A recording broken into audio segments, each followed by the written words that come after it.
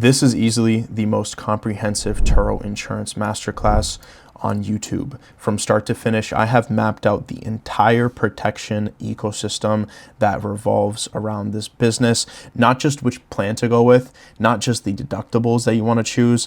I'm talking about what's actually covered, what's not covered, when a claim gets denied, how off-trip exposure works, and how to build a structure that will not fall apart when something goes wrong. Now just look at this. We are breaking down the full Turo claims framework step by step.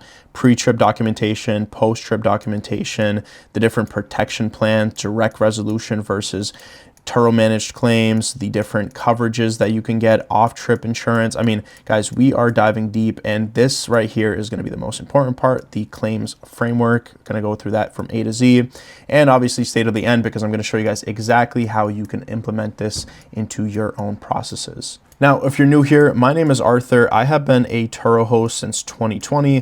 This is actually me here with my BMW M4 back when the journey started. And since then, I have made my way up to a power host. I've done over 700 trips on Turo. I also was recently selected in Northern New England, one of 4, to be a part of Turo's passive income hosting program. Outside of Turo, I own one of the highest rated car rental companies in New Hampshire with 2 locations. We have done over 1,300 private rental trips to date. Also, this is my detailing business here. We actually do in-house auto detailing. We also do mobile services as well. If you guys aren't running in-house auto detailing, then you might be missing out on a lot of money. So if you guys want me to make a separate video about that, feel free to comment down below. Today, we are operating with a 50-car fleet, and we are defleeted right now, so that is just our slow season. I am also a member of the ACRA, and I attend the yearly international car rental shows. So in the past 6 years, I have lost nearly $100,000 in claims-related incidents. I have been through things that you can't even imagine when it comes to insurance claims. I mean, we've had $20,000 losses on some of our vehicles. And along that process, I've been documenting everything and really just narrowing down and figuring out how to be bulletproof when it comes to the claims processes. So today I'm going to walk you guys through all of the mistakes I made and everything I learned from them, and I'm putting this into one video. Now, I am only making this video for Turo insurance. If you guys want to see a video about private rental cars insurances, then drop a comment below. That will be an entirely different process and entirely different frameworks, so I can't really put that into this video. Now, with that being said, why this masterclass? Well, most content out there is about making money. This masterclass is specifically about not losing it all, because a gap in your insurance can quite literally kill your business. So what's the fear? Well, you rent out your car in Turo, a guest totals the car, claim gets denied, and you're hit with an $18,000 loss. And I am here to make sure that does not happen.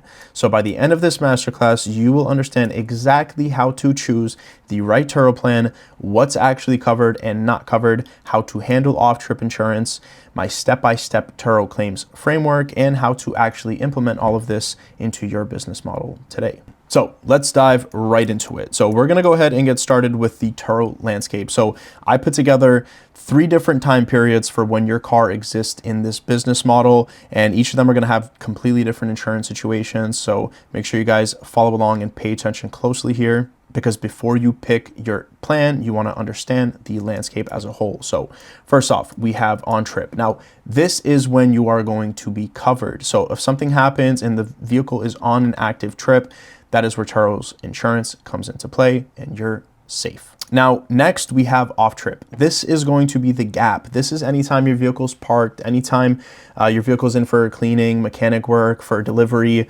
Nobody covers this by default. So this is what you need to be very, very careful with. And lastly, we have personal use. Now, this is conditional. This is obviously if you're driving around for anything to do with personal use, errands, whatever it be, and you only want to use your personal insurance if your insurer hasn't excluded Turo use. Now, again, the big warning here is personal insurance exclusions. Be very, very careful with this one. All of these major insurance companies have commercial use exclusions, okay? And majority of insurance companies have the same exclusion. So So the moment that your insurer discovers you rent your vehicle on Turo, even if damage occurs off trip, they can and they will deny your claim and potentially cancel your insurance policy as a whole. Now, that is standard across most insurance companies. So what is the solution? Well, you have to get the right commercial coverage. So you want to make sure whatever commercial coverage you're looking at, it follows these rules. No commercial use exclusion. You disclosed your business activity. Liability limits are high enough to protect your assets. The vehicle value is fully covered and off-trip exposure is addressed. Now, again, you might find insurance that is commercial, but it does not follow all these criteria. So again, keep that in mind.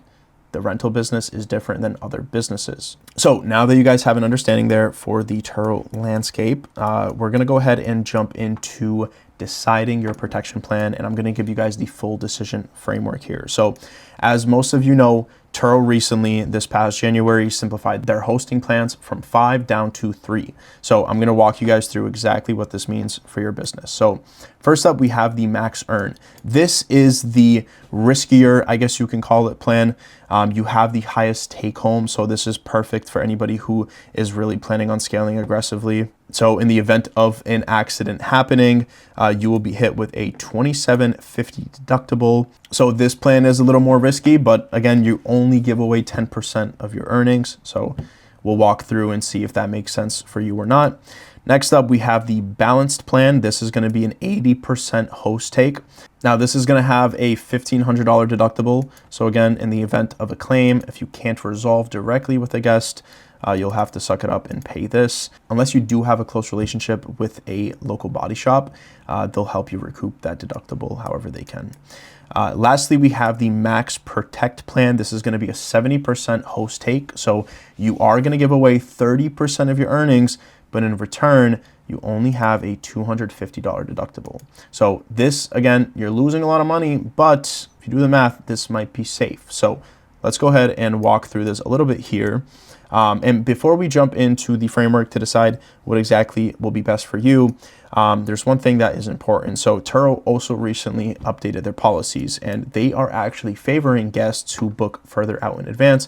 And what that means for you is that you will have a higher host share than vehicles that are booked last minute. So anybody who's been doing Turo for long enough understands anybody who books last minute, typically they are going to cause more issues than the people who are booking further out in advance. So Turo realized that any trip booked 4 days plus out had a lower incident rate, and as a result, they are driving higher host share earnings for those trips versus the last minute bookings, which have higher incidence rates, and as a result, they are paying out a lower share. And again, this wraps into insurance as well. The more incidents you have, obviously you're going to be stuck with deductibles and you are going to be making less money. So here's a little tip for you guys. Offer the 10% non-refundable advanced booking discount, favoring long trips. The Turo algorithm will in return also favor you. You want to be prioritizing the guests who are going to be booking further out in advance. All right, now that that is out of the way, let's jump into the decision-making process here. So we have the protection decision framework. Now I put this together as best as I can for you guys, but again, every situation is different. There are so many variables that are involved in this business. So typically what I do with my students is we'll walk through their entire business structure, their entire layout, and we will deep dive and completely create a tailored plan for their business. So again, keep in mind, this is going to be just more general. So I can't make this video apply necessarily for every single person, but I did my best. So Turo classifies vehicles in 4 different ways. You have the standard, the deluxe, the super deluxe, and then the classic specialty. So now, if your vehicle is priced under $85,000 and you are a newer host, right? You've been hosting for maybe, let's say, less than 6 months, it might be smarter for you to choose the Max Protect plan. Although you are giving away 30% of your earnings, this will give you enough of an idea on whether or not you should scale this business. Because if you are going to be trying out Turo and then your first claim, it's a Turo handled claim and you have to suck it up and eat a $2,750 deductible, you might quite literally hate your life. But if you kind of work your way into it and you know what you're getting yourself into, this is kind of a play it safe option. But if you have been hosting for longer than 6 months, dependent on your fleet size. Now, let's say you have 1 to 3 cars, it might still make sense to stick to the Max Protect until you decide to actually scale. But let's say you have 3 to 9 cars, then the balance plan might make most sense for you. And the 10 to 50 car range, anything over 10 cars really, at that point, you pretty much are dedicated to this and you know that you're going to be continuously scaling. Then at that point, it leads me to ask, do you have good documentation? Now, I always push my students and my employees to always shoot for 100 to 200 photos per trip. You can never over document, and I preach that all the time. So if you have a good documentation process and you're shooting for over 100 to 200 photos per trip, then it leads me to my next question. Can you handle a $2,700 hit? Now, if the answer is no, then the balanced plan might make more sense for you. But if you can take a hit like that, then the max earn, I would say go for that 100%. Now, before we stop there, let's do some quick math. So we have a 2-step math check here. So first of all, let's say worst case scenario, right? You always want to think worst case scenario. Don't commit to something like you're in Candyland thinking that everything's going to be great. You want to at least expect the worst before you start something like this. So let's say you get 1 claim per car per year, right? Your deductible's $2,750, and let's throw in 1 extra surprise claim because shit happens. So let's take that, do the math, and you're at a $11,000 potential exposure. Now, again, every case is different, guys. You will have many trips where you can work directly with the guest. And if you're following my frameworks and my messaging systems, I give all my students all my SOPs and all my frameworks. So they are super prepared when it comes to a claim. And 90% of the time you can recoup the deductible or work directly with the guest. But again, worst case scenario, it's very important. Now, step 2. You want to ask yourself, do I have this amount in cash, right? The $11,000. Do I have this amount? Do I have this amount in cash that I can deploy immediately without missing payroll, missing loan payments, or stressing about rent? This is very important because you might be able to afford this, but will it kill your business? Okay, so keep that in mind. Now, back to this. So one thing to note here, you can change your plan at any given moment, but changes will only apply to future trips, right? It is not going to apply to current trips or previous trips. So just be mindful of that. All right, so next, I broke down the 3 different categories here so you guys kind of understand a little bit more about how insurance works. People always assume that Turo plans cover everything. It doesn't. So here are the 3 categories, and I'm going to give you guys a little bit of the fine print for all of them. So first off, we have third-party liability. This is going to cover injury or property damage to others during a trip.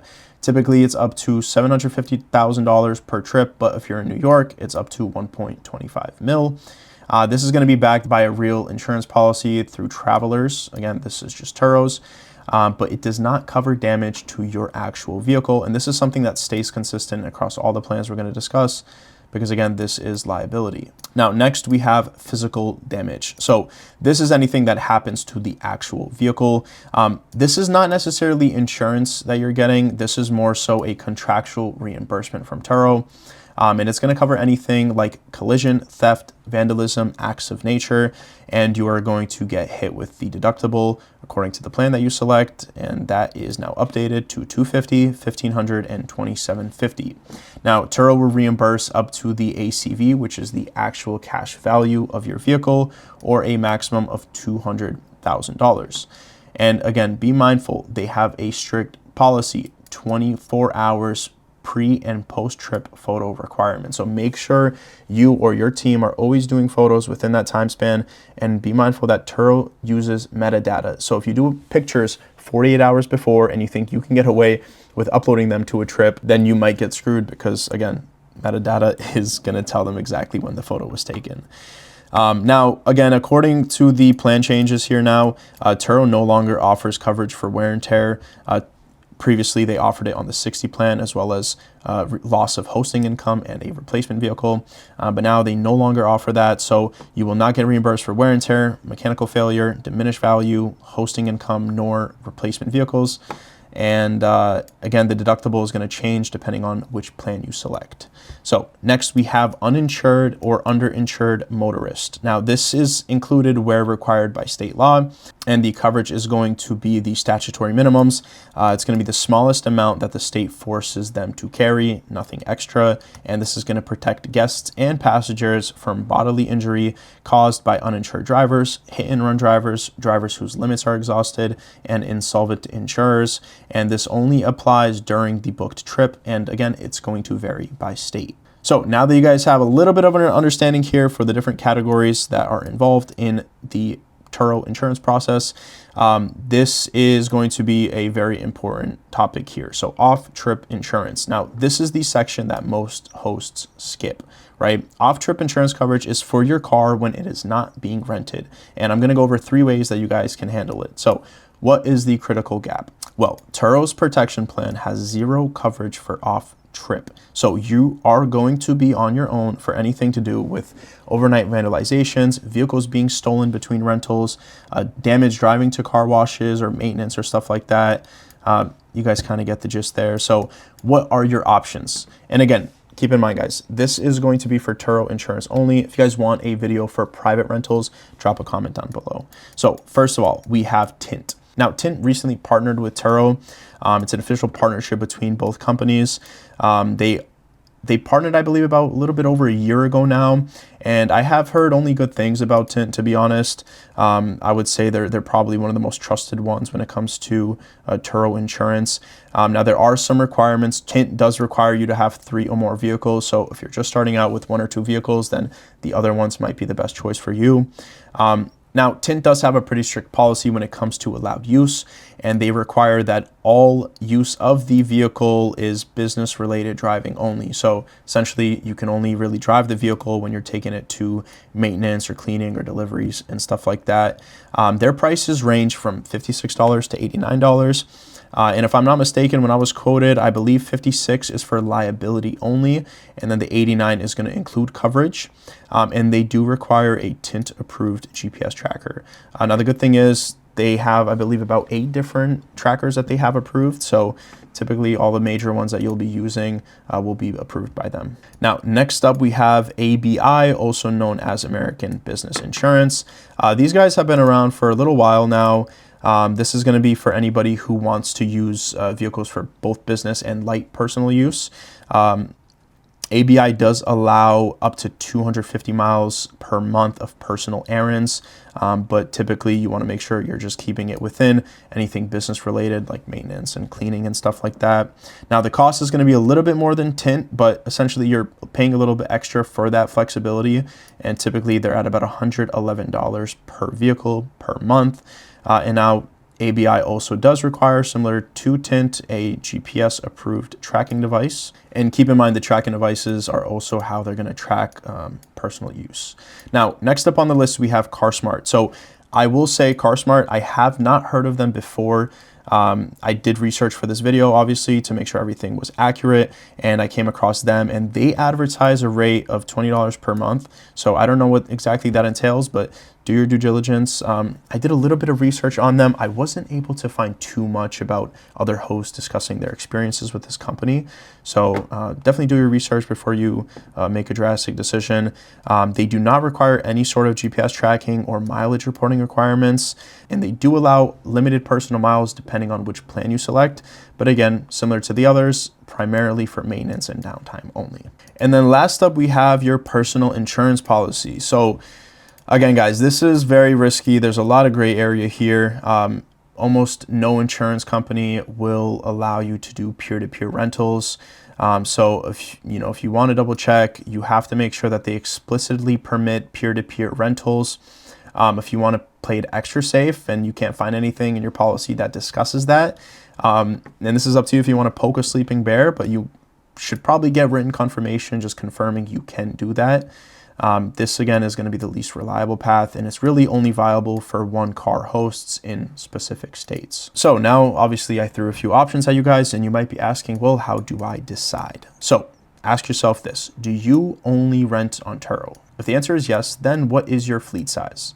If you have 3 or more vehicles, I would recommend Tint AI. If you have 2 to 3 vehicles, I would recommend ABI. And if you have 1 car, I would recommend the personal insurance policy as long as it permits personal use. Again, be very, very careful here, because if something happens, God forbid, you will not only lose your policy, but you will be banned from that insurance company as a whole. It doesn't happen too often. It happens more with financing companies. There's a lot of companies like Ally Financial. They will repo the vehicle and cancel your loan if they find out you're renting on Turo. So again, do your research. Now, if you do not solely rent on Turo and you want a single system for off-trip plus private rentals, more automation and less carrier risk, then the CarSmart might make more sense for you. But if you want something that is more traditional for off-rental commercial structure, somebody that's well known in the Turo community, and something with a clear period segmentation, then American Business Insurance, or ABI, might make the most sense for you. So again, very specific here, guys. I mean, every scenario is different. If you guys do need further assistance and you have very specific questions, which I'm sure you will come up with, feel free to click the top link in my description and hop on a free consultation with me. I'll be happy to go over all of that with you guys. Now, next up, this is the very important part. This is going to be the Turo claims framework. I'm going to walk you guys through this step by step, as detailed as I can. Now, again, in this business, damage will happen, but the hosts who get paid are the ones with the system. The hosts who lose money are the ones figuring it out along the way. It's exactly what I teach all my students. Is I implement a system for them that works, that is proven, that I have learned over the past 6 years. And first up on the framework is going to be the pre-trip documentation. So this is something you want to be very careful with. You want to make sure you are shooting, again, as I said, at least 100 photos per check-in. Now, I broke it down a little bit more specifically here. Go for all 4 sides, all 4 corners, hit the roof, hit the undercarriage. I personally know a few hosts that have lost couple $1,000s to significant roof damage and undercarriage damage, people's cats getting stolen, and they don't get reimbursed for them because they cannot prove it. They don't have the check-in photos. Also go for all 4 wheels, interior, front and back. You want to make sure your interior photos are just as good as your exterior because of smoking claims, cleaning fees, and you can always have damage on the inside just as much as you have them on the outside. So be mindful of that. And then obviously make sure you're always hitting the dashboard, get the odometer and the fuel, and then always capture all of the glass, because glass is super expensive nowadays, especially the front windshields, and hit all of the lights. So be mindful. Again, this must all be done within 24 hours before a trip starts. And for some people, again, depending on your situation, the vehicles you have on your fleet, a 2-minute video walkthrough might make sense for you just to have as backup. Now, something just as important as the pre-trip documentation is going to be the post-trip documentation. So when a vehicle returns, you want to take 10 or more photos of the same areas, know any new damage in app immediately, check the odometer for any over mileage, check the fuel level. And now if you guys want a little bit of a pro tip, if you do not do contactless drop-offs and you can be present for a drop-off, then I would highly recommend that you do a walk around with the guest while they're still there. Now, in my personal experience, I've noticed that we have a significantly greater chance of recouping deductibles or working directly with a guest through a claim when we look at the damage and both agree that it was not there. And that is more likely to happen when you were there in person with them upon drop-off versus sending them a message and hoping that they agree later after the trip is over. Now, you want to make sure that you wait to discuss any damage until after you have finished documenting, because it has personally happened to me before where we'll message a guest and be like, hey, this damage wasn't there, but guess what? The glare of the sun made us not notice, but the damage wasn't actually there. So that can lead to a 1-star review and a very unhappy customer. It's happened a couple times, sadly enough to say, but it's always a learning lesson from us. And again, this is going to prevent any defensive behavior from customers when you have all the documentation ready to go. So what I have my team do is we'll take the before photo, put it in a collage next to the after photo with both timestamps, and just write or circle whatever damage is there just to make it very clear. Now, next up, we are going to have phase 3. Reporting damage. As I've said many times, I can't stress this enough, there is the 24-hour rule. All damage must be reported 24 hours within the trip ending. and missing this is the most common denial reason for hosts. Just make sure you have a written description, you have the post-trip photos showing clear damage, and you have the pre-trip photos.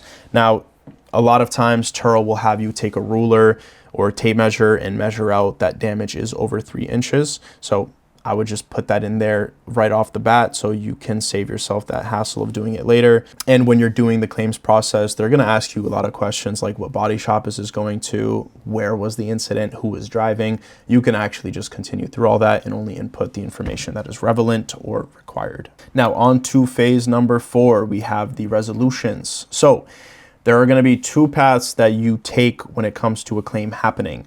Path A, the direct path, is always the one you want to go with.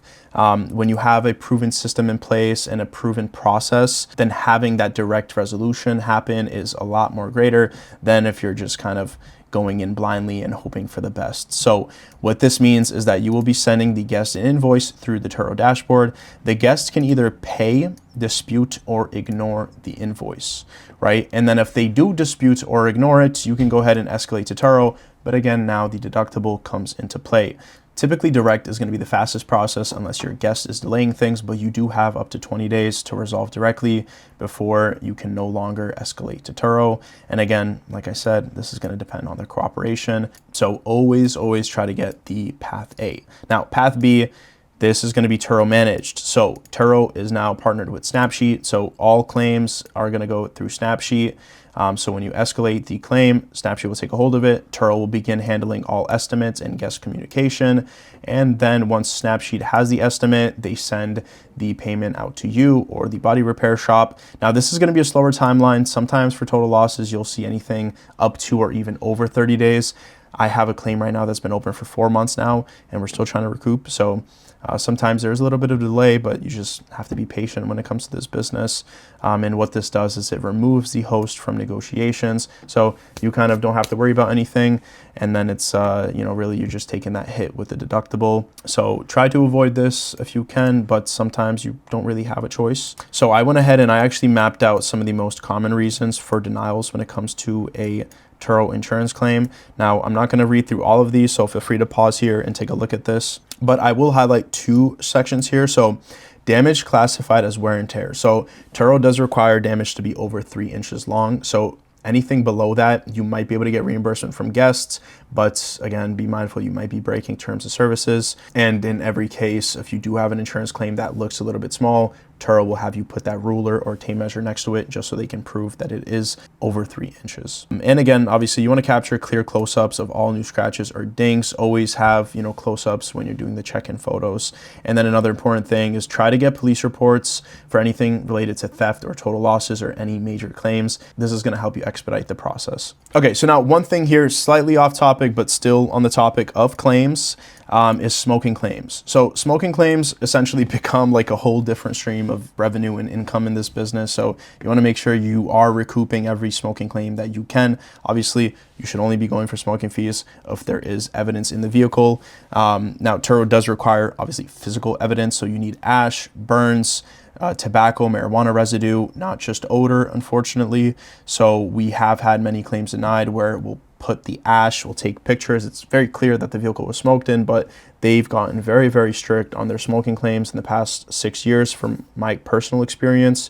And when I first started, it was super simple. You'd upload pictures and they would approve it right away. And back then it was even $250 per smoking fee. And not only that, but they would ban the guest indefinitely from the platform. Now Turo kind of loosened up their policies a little bit with that. And now it's $150 and they no longer get banned. So a little pro tip here, you can install an air quality sensor or use a UV light. You can also photograph any ashes or burns immediately on discovery, as mentioned.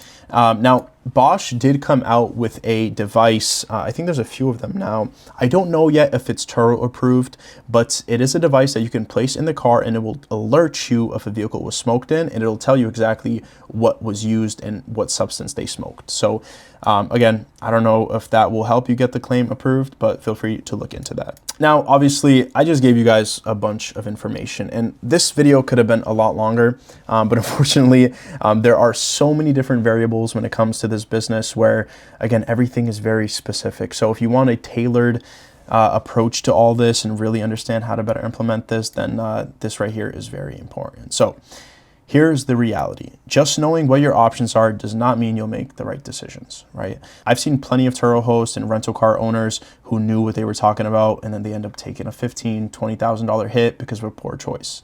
We all make mistakes. I have made them many times myself. So if you're worried about making the right call for your specific situation, I can help. There's a lot more to running a rental business than just insurance. There is so much. It is a lot of moving parts, and you can fall on your face many times and learn the hard way, or you can learn from the experts that have been doing this for years and years and years. So again, just knowing the rules doesn't protect you. Making the right decisions does. So if you want to book a free call, it is the top link in my description. I'll be happy to go over anything you guys have for questions. It is limited to 15 minutes, and I do have limited availability, so just be mindful of that and try to get a slot before I'm all out. Now, if you enjoyed this video, please leave a like, subscribe, comment. It helps me out a lot. This video took a lot of time for me to put together, and I really appreciate all the support you guys give. So anyways, if you guys have another video idea that you'd like me to make, or you have an issue with your business that you want resolved, feel free, drop a comment below, and I'll be happy to dive deep into that. Thanks for watching.